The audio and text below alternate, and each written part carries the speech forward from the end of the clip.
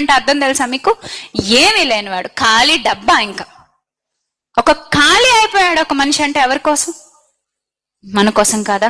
మన అసలైన జీవన విధానాన్ని నేర్పించటం కోసం కాదా? బ్రతుకు అర్థం తెలియజేయడం కోసం కాదా? దయచేసి అర్థం చేసుకోండి ప్రియమైన దేవుని జనాంగమా.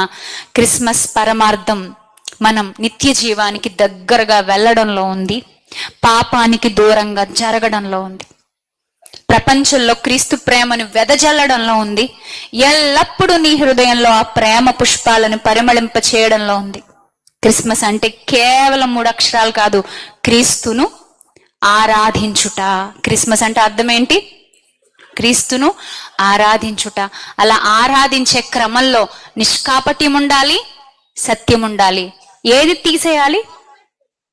దుష్టత్వము, దుర్మార్గత అనే పులిపిండిని తీసివేయాలి. భారతదేశానికి వచ్చిన ఎంతో మంది మిషనరీస్